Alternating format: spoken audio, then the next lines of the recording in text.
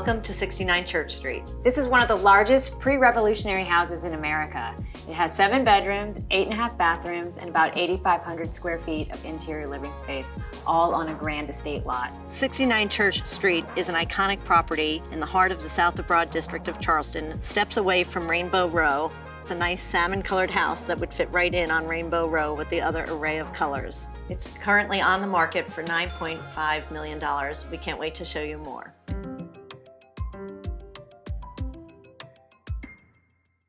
'69 Church was built in 1745, and it's a traditional Georgian double house, which means it has 4 principal rooms on each floor with a center hall and a staircase elegantly rising 4 floors.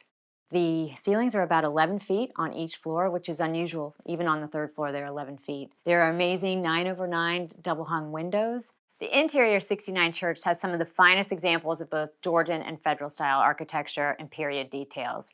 This is the formal sitting room at the front of the house. It would have been used to receive guests back in the day. The woodworking in this house is incredible and all original. The mantles of the 16 fireplaces are also equally special. This mantle in particular has very rare twin Corinthian columns on each side and an Adamesque fresco on the top. Delft tiles, and King of Prussia marble, which you can't even get anymore. The current owners have chosen to furnish the home in a historic style. This sofa, for instance, is from the 1700s, and there are other period pieces scattered throughout the home.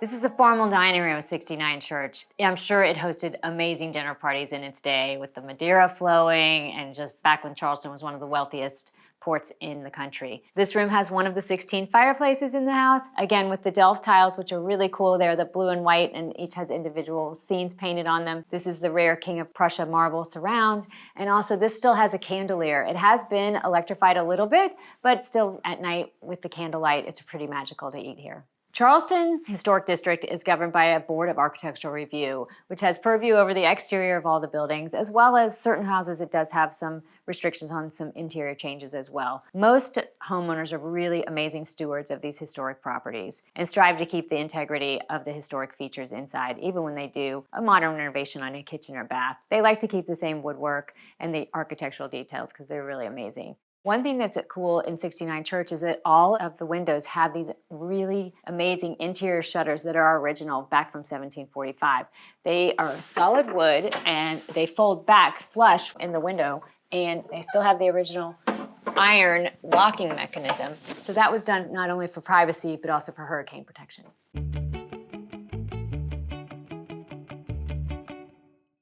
This is the library or the den in the house. I think it's the coziest room in the house.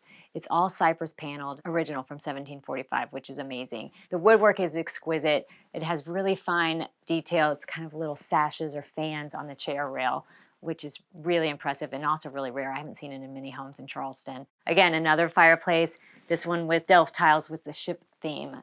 All of the floors are the original heart pine floors from the mid-1700s. And also this room, like the others, all have the interior working shutters. These are done in cypress that matches the rest of this room. The current owners embarked on a 3-year restoration of this house back in the late 90s. They took this wood, the cypress, back down to its original finish. They really were concerned about bringing the house back to its original and former glory. It's really a masterpiece.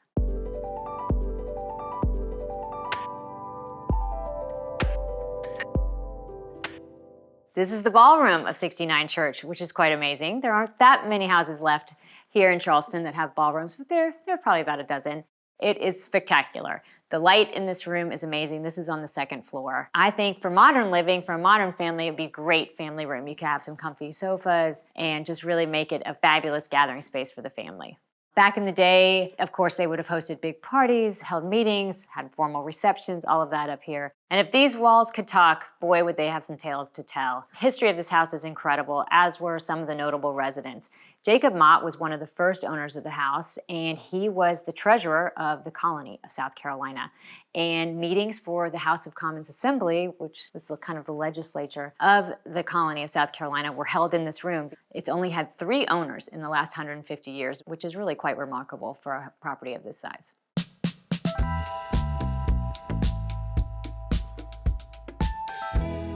So now we're in one of the guest bedrooms. There are 5 bedrooms in the main house and 2 bedrooms in the kitchen/carriage house out back. The bed in this room is a Charleston Rice Bed, which you can tell by the detail here. These are the grains of rice. Rice was a very, very important crop in the late 1700s and early 1800s here in Charleston. Each guest room has a detailed woodwork, and each guest room has its own private ensuite bath, which is really rare in Charleston downtown houses. Obviously, when the house was constructed in 1745, there was no indoor plumbing. So at some point over the last 2.5 centuries, whenever indoor plumbing was added, they did it in a really smart way. They added 2 towers off the back of the house. That's where they put all the bathrooms. So it's unusual that each bedroom then has an ensuite bath, but it didn't mess up the structural integrity of the house.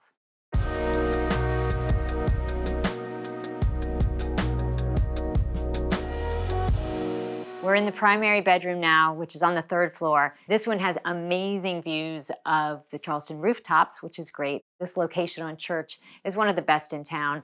The Cooper River and the Ashley River and Charleston Harbor are literally steps away. This primary bedroom also features a rice bed. It's the same size as the ballroom beneath, so it's quite grand in scale. Still has 11-foot ceilings here on the 3rd floor, which is unusual because usually the ceilings get lower. And the fireplace mantle in this is incredibly special.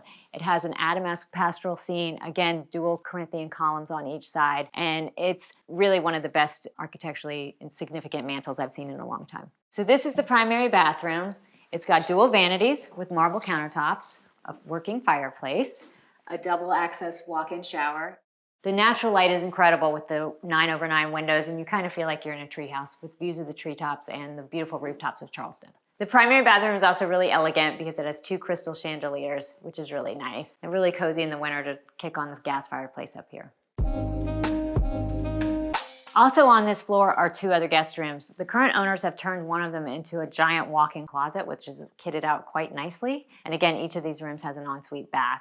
The staircase in this house is incredible, and the lovely arched windows give beautiful glimpses of the garden beyond.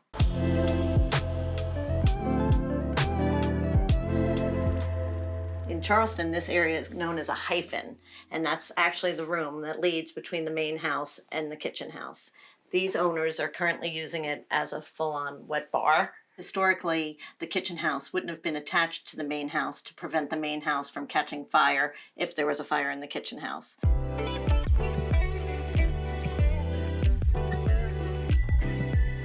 We're now entering the historic themed kitchen. This was the original kitchen to the house with these large openings, which is where people would have cooked, boiled water. And the current owners have decided to make it feel like it was utilitarian as it would have been back in the 1700s. So what they've done is made a combination of high-end appliances with reclaimed wood counter surfaces. One of the noted architectural details of this kitchen house are these lancet arched windows. They're unique to this property, and they carry out throughout the structure and are reflected also in the privets in the garden.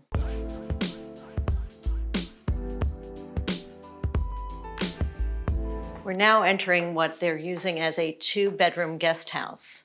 And they've retained, again, a lot of the historic architectural features, including another oversized fireplace where they would have also cooked. So the current owners had originally moved the kitchen into here when they were renovating the property, and then they realized how well this functioned as a guest house, and so their 2 teenage boys spent their teenage years in this 2-bedroom, 2-bath guest house.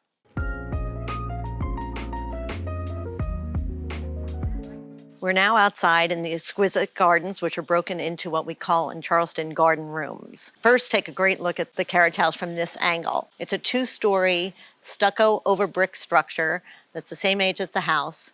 And again, you get to see the facade of the lancet arched windows. 69 Church Street stands on an almost 1/3 of an acre lot, which is very large for downtown Charleston. Because of our favorable weather, we entertain a lot outside. Making this yard feel intimate in various rooms really allows you to entertain in different ways.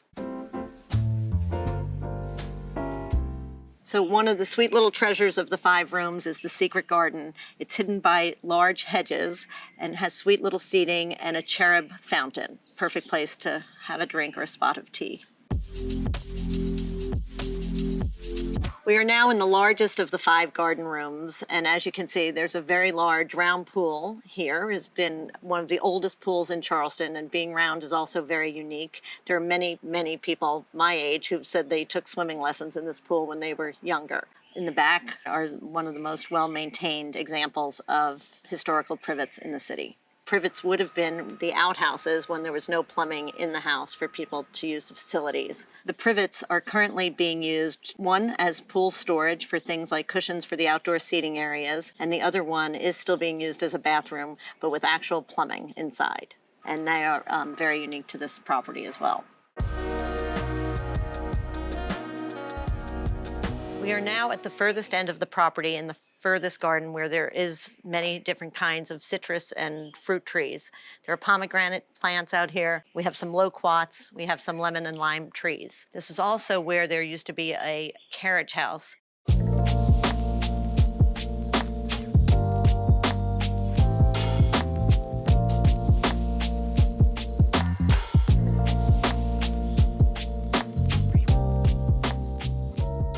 That concludes our tour of 69 Church Street. This is one of the jewels of Charleston. The 1745 house has 7 bedrooms, 8.5 bathrooms, 8,500 square feet, the super chic pool, and the extensive gardens. And it's all on the market for $9.5 million.